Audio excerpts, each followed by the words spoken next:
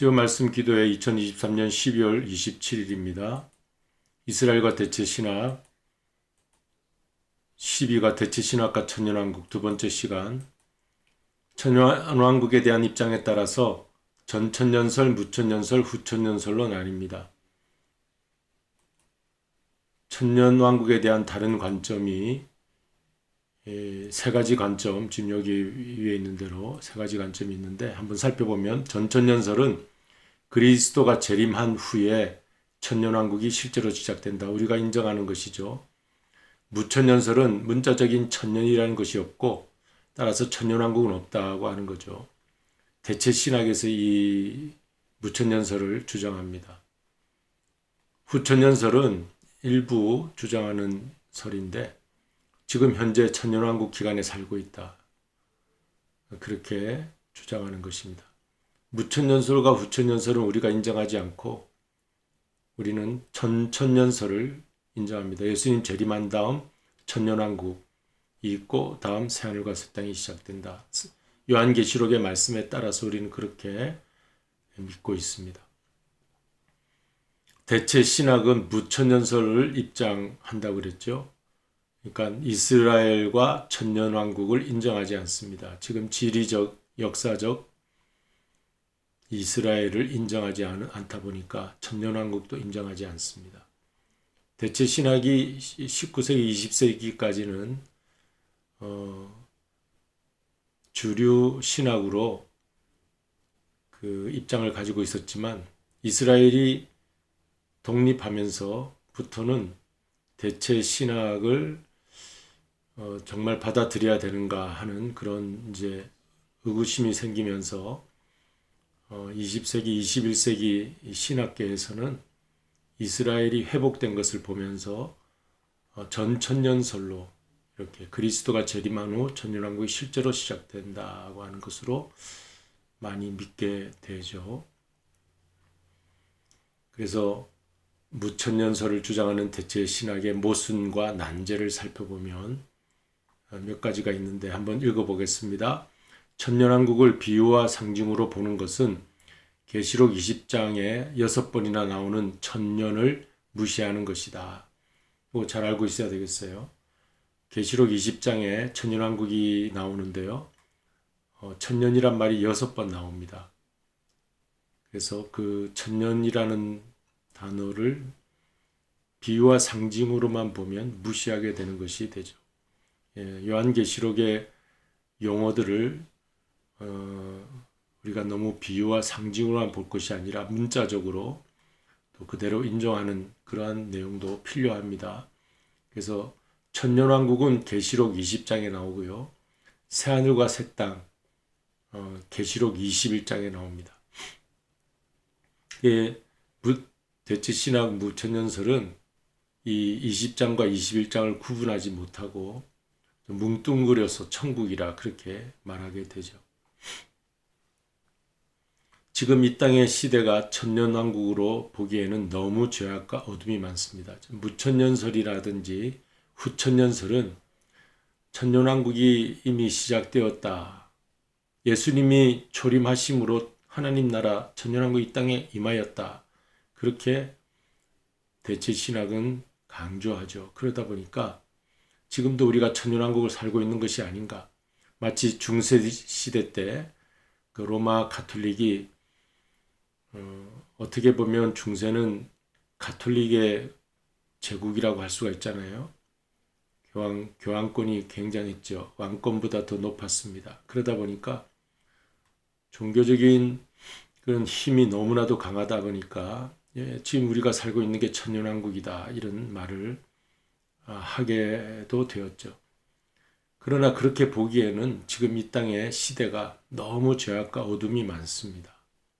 예수님은 분명히 예수님 재림하시기 전 마지막 때 노아 홍수와 같을 것이다.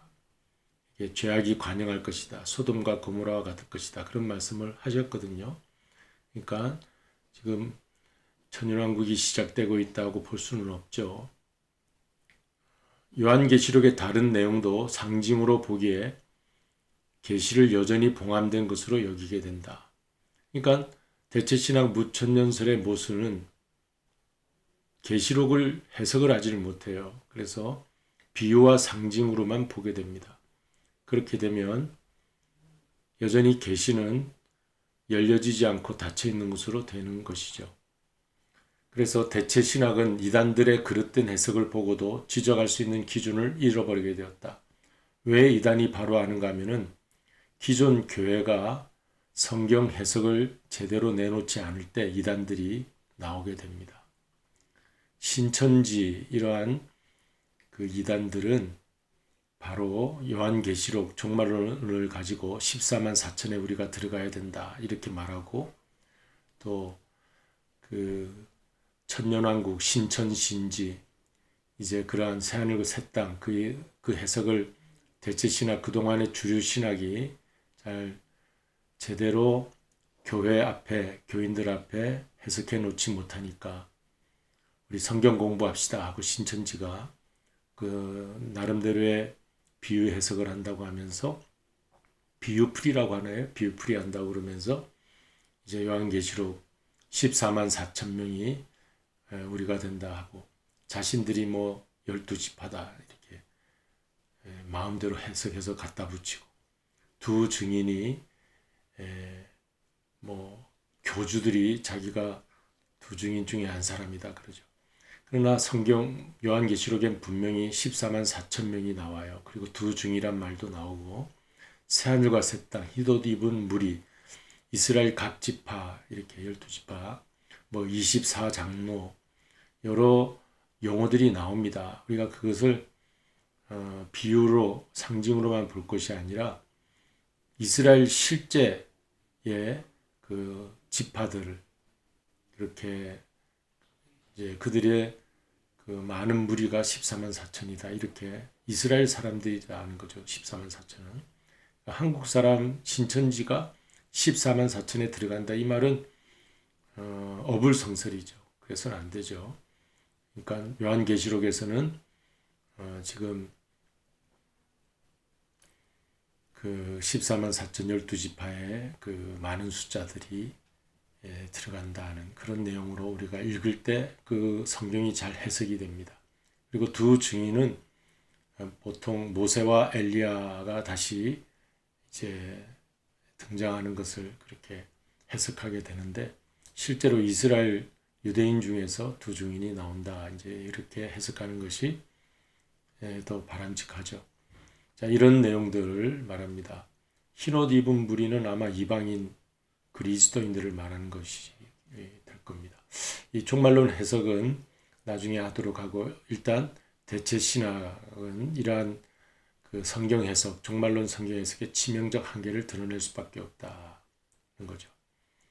자, 이런 이제 문제점을 보고 존 메가더 목사님은 현존 이제 80이 넘으신 목사님인데 미국의 LA에서 그레이스 커뮤니티 처치 목회하시는 존 메가더 목사님 아주 유명한 목사님입니다. 강해 설교자로 탁월하신 분인데 이분이 그는 대체신학과 무천년설을 하나로 묶고 그 오류를 정확하게 지적했습니다.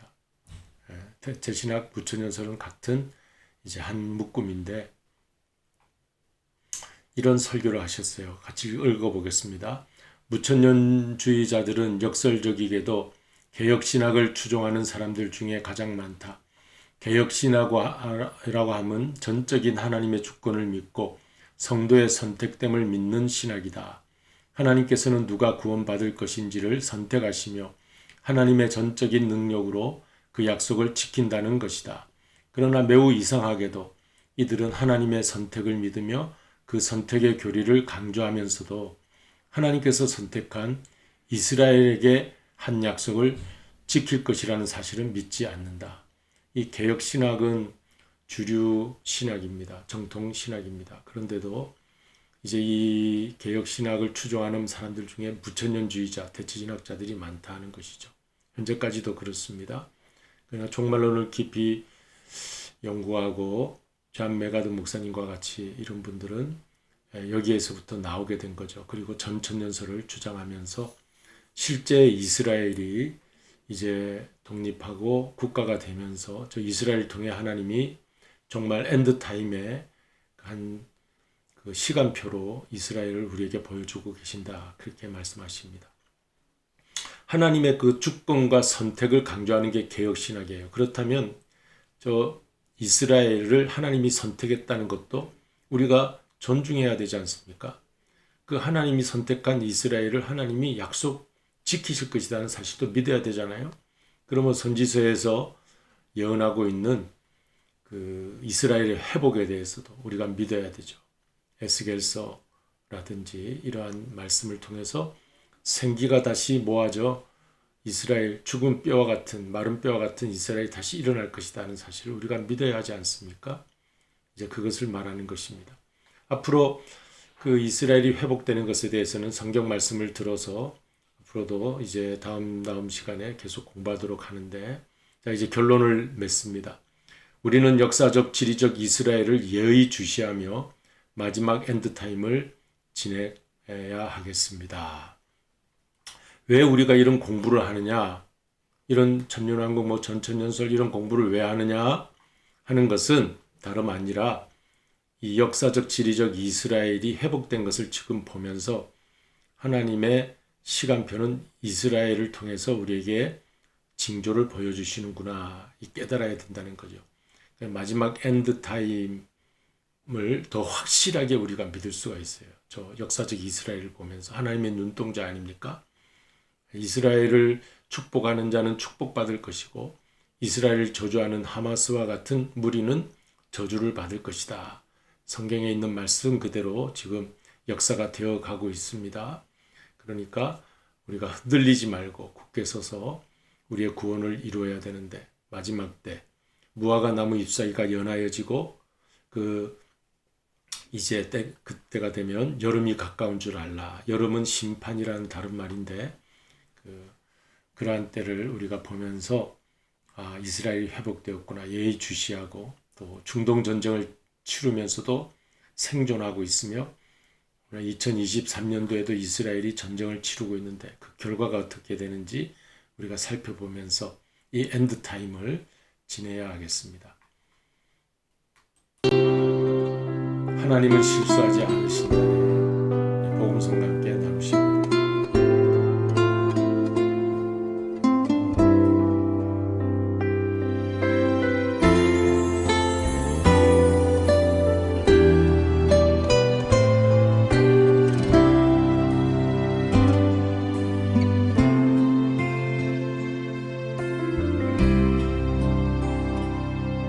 내가 걷는 이 길이 혹 굽어도는 수가 있어도 내 심장이 울렁이고 가슴 아파도 내 마음 속으로 여전히 기뻐하는 까닭은 하나님은 실수하지 않으심일세. 내가 세운 계획이 혹 빗나갈지 모르며 나의 희망 덧없이 쓰러질 수 있지만 나 여전히 인도하시는 주님을 신뢰하는 까닭은 주께서 내가 가야 할 길을 잘 아심일세.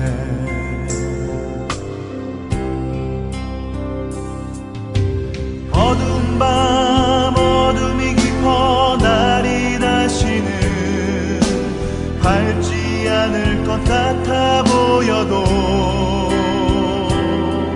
내 신앙 부여잡고 주님께 모든 것 맡기니 하나님을 내가 믿음일세. 지금은 내가 볼 수 없는 건 너무 많아서 너무 멀리 가물가물 어른거려도 운명이여 오라 나 두려워 아니하리.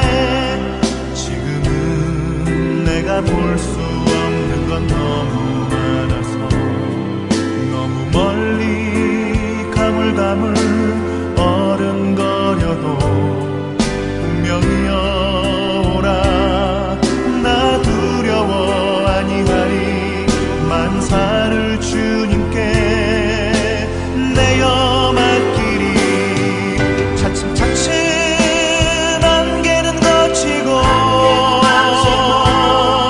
하나님 지으신 빛이 뚜렷이 보이리라 가는 길이 온통 어둡게만 보여도 하나님은 실수하지 않으신다네 가는 길이 온통 어둡게만 보여도 하나님은 실수하지 않으신다네 하나님은 실수하지 않으신다네.